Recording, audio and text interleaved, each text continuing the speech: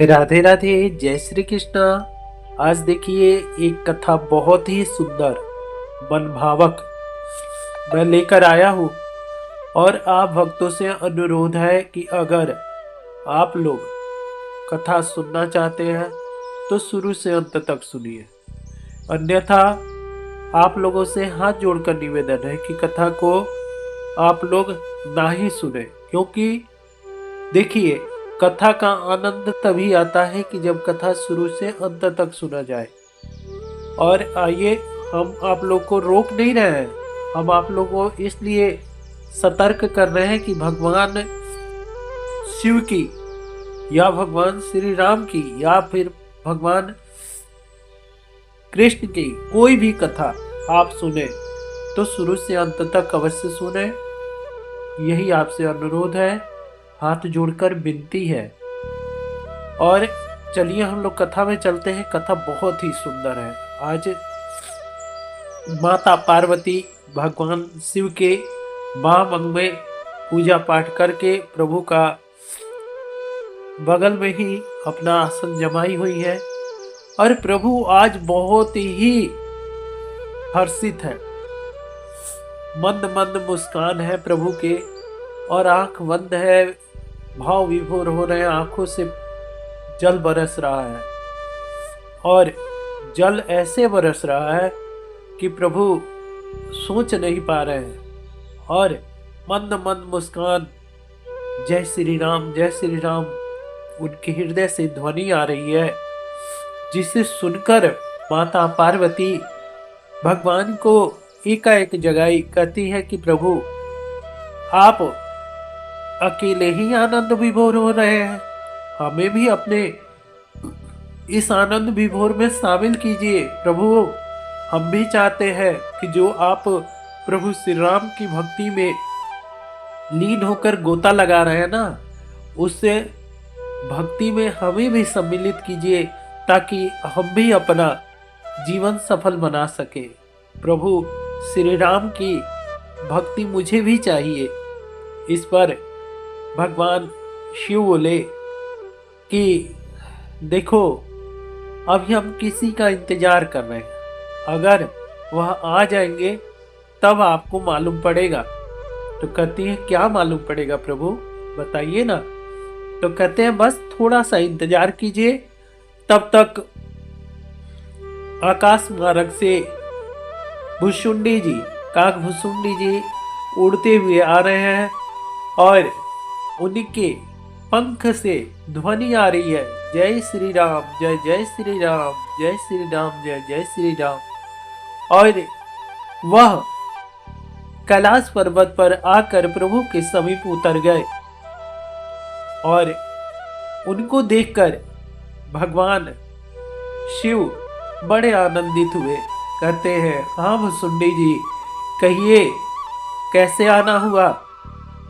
तो काकभुसुंडी जी हाथ जोड़कर दंडवत प्रणाम करके बोले कि हे माँ और हे प्रभु, आप लोगों की लीला अपरंपार है। प्रभु आपने बुलाया और हम आ गए, और आपको भी पता है कि हम किस लिए आए हैं। और पिछली बार आप हमें द्वार पर ही खड़े रखे, पर फिर भी आपका अनुनय देखकर हमें भी प्रभु का दर्शन हुआ। ये सब कथा आप माता पार्वती जी को तो बता ही चुके होंगे। अब माता पार्वती जी जब सुनी तो माता पार्वती जी भड़क गई, जैसे कि स्त्रियों का स्वभाव ही होता है पति के हर एक बात में भड़कना। वैसे ही माता पार्वती बोली कि हे प्रभु, आप मुझसे बताइए कि आपने क्या चुराया है, क्या छुपाया है। आप जरूर बहुत बड़ी बात आप हमसे छुपा कर किए हुए हैं, और अब मुझे पता लग रहा है। तब भगवान शिव आनंद विभोर हो गए और कहते हैं कि देखो पार्वती, सचमुच ही हम तुमसे बहुत बड़ी बात चुराए हैं, और वह चुराई हुई आनंद का हमने आनंद, प्रेम और समर्पण को चुराया है। जो आपसे भी नहीं बताया। इसके लिए हम क्षमा चाहते हैं। उसी आनंद, प्रेम और समर्पण को हम आज कथा के रूप में आपको सुना रहे हैं।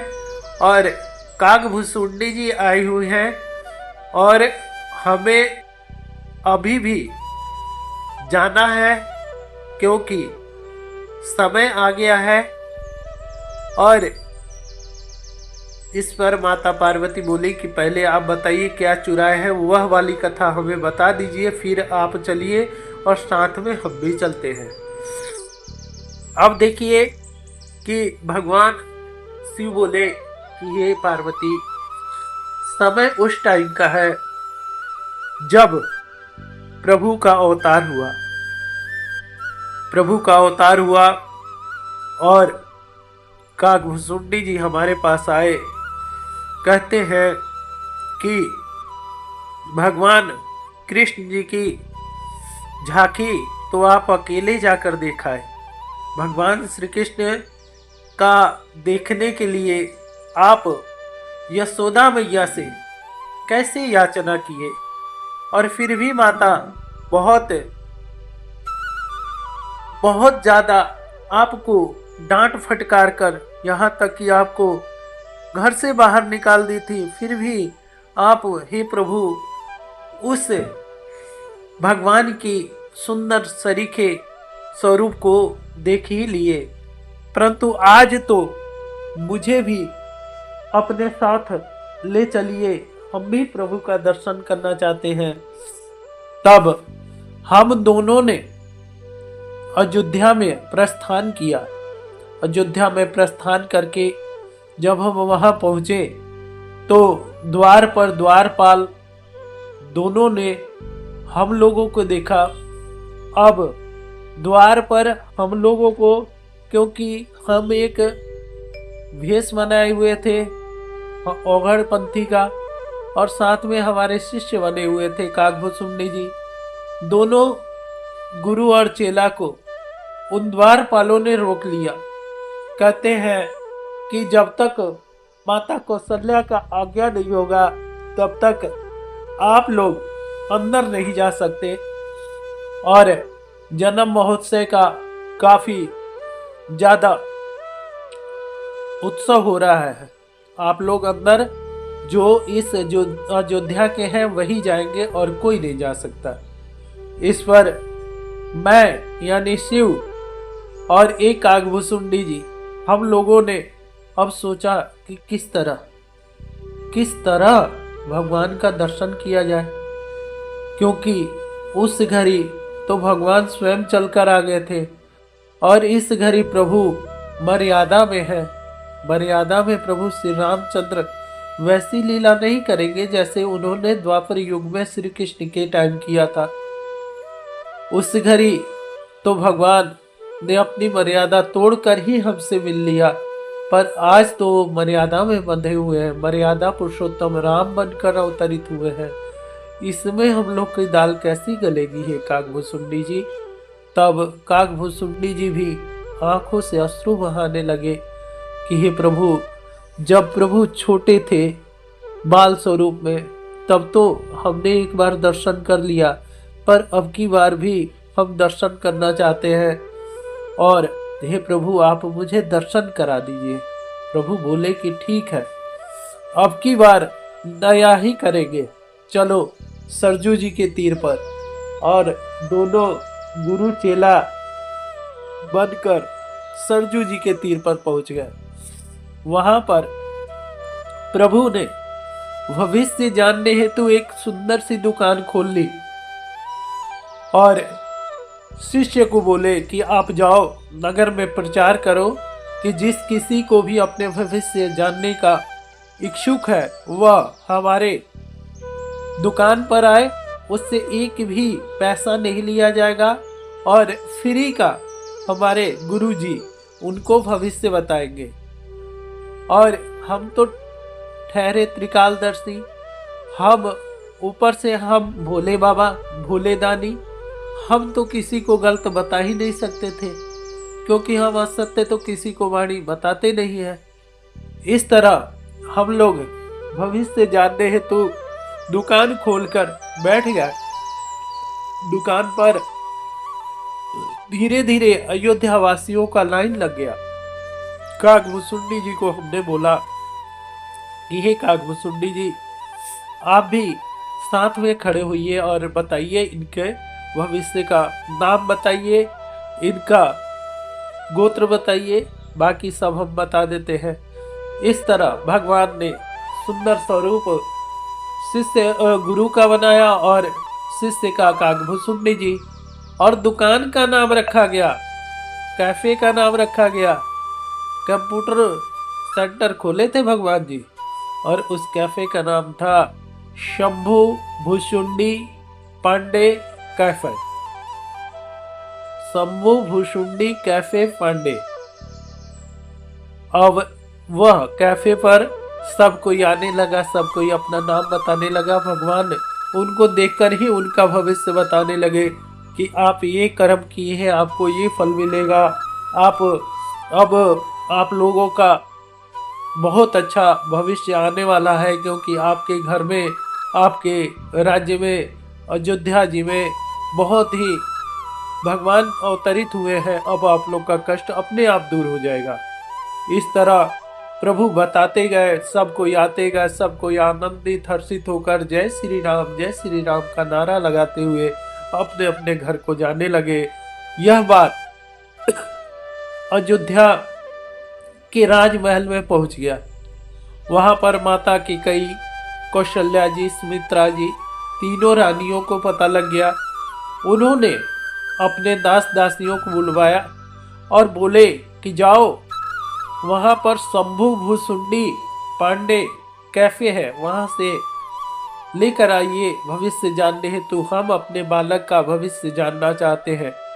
वहां से दास दासी आए और गुरु शिष्य को, दोनों को ले गए। परंतु जब द्वार पर गए तो द्वारपाल ने बताया कि केवल गुरु को ही जाने का आदेश है, क्योंकि माता कौशल्या जी ने सिर्फ गुरु को ही बुलाया है, शिष्य का तो कहीं नाम नहीं है। ऐसा पत्र हम लोग के पास आया है। अब भुसुंडी जी भोले शंभू को देख रहे हैं कि हे प्रभु, अब आप तो दर्शन कर लेंगे, हमारा क्या होगा। यहाँ भगवान शिव जी इशारे से कह रहे हैं कि भुसुंडी जी, आप निराश मत होइए, आपके लिए भी हम अंदर जाकर जुगाड़ कर रहे हैं। आप यह लीजिए हमारा पोथी पत्रा, और आप द्वार पर खड़े रहिए, तुरंत ही आपको यही जो आपको रोके है ना पहरेदार, यही आपको अंदर लेकर आएंगे। अंदर गए, वहां पर माता को, कौशल्या जी को नमन किया और भगवान को देखकर वो आनंद विभोर हो गई, क्योंकि ऐसा साधु उन्होंने भविष्य में कभी नहीं देखा था, ना भूते ना वर्तमान है, कभी नहीं देखा था। इतना सुंदर स्वरूप भगवान का देखकर वे ललायित हो गई। अपने बालक को तुरंत ले आकर उनकी गोदी में रख दिया और कहते हैं कि हे महात्मा जी, आप तुरंत मेरे इस बालक का भविष्य बताइए, उसके बाद हम अपने और 3 पुत्रों को भी भविष्य दिखाएंगे। जब भगवान श्री राम को भगवान ने, शंभू जी ने अपने हाथ में लिया, उनके नेत्रों से जलधारा बहने लगा, करुणाभाव हो गया। वे, उनके मुंह से गदगद वाणी हो गई। कहती है, हे मैया, हम भला भविष्य क्या बताएंगे, ये तो स्वयं ही सबके भविष्य जानने वाले हैं। आपके घर में जो आए हैं वो पालनहार है, इस सृष्टि के मालिक है। हमने ऐसा बताया, तब तक भगवान जी ने धीरे से मेरी तरफ देखा और इशारा किया कि हे भोले जी, अब तो रहने दीजिए, हमें भी कुछ लीला कर लेने दीजिए। फिर हमने छुपाव किया कि हे माता, हमारा जो पोथी पत्रा है वह तो हमारा शिष्य लेकर बाहर खड़ा है, और जब तक वह पोथी पत्रा हमारे पास नहीं होगा हम भला भविष्य कैसे बताएंगे। तो माता कौशल्या जी बोली कि अरे दासियों, क्या तुमने इनके संग जो आए हुए थे उनको नहीं लेकर आई। इस पर माता जी से वे दासी बोली कि हम ले आ रहे थे, पर वहां द्वारपालों ने रोक लिया। वे कहते हैं कि माता ने सिर्फ गुरु को ही आने का आदेश दिया है। माता बोली कि तुरंत जाओ और जाकर उनको भी ले आओ। इस पर भुसुंडी जी आए और पोथी पत्रा लेकर बड़े आनंदित हुए कि भगवान ने हमें भी बुला लिया। आज धन्य भाग हो गए कि आज प्रभु के दर्शन हो गए। और इस तरह प्रभु के दर्शन करने के लिए ललायत काक भुसुंडी जी दौड़े आए और दोनों गुरु शिष्य अब बताने लगे भगवान के भविष्य। माता कौशल्या को उन्होंने नमन किया, आकर बोले कि देखिए हमारे गुरुजी माथा के विशेषज्ञ हैं, ललाट के विशेषज्ञ हैं, हाथ के विशेषज्ञ हैं, पर मैं भी इनसे कम नहीं हूं। मैं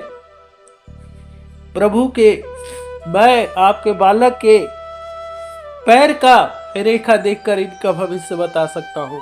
अगर आज्ञा हो तो मैं इनके पैर से रेखा देखकर इनको बताना चालू करूं।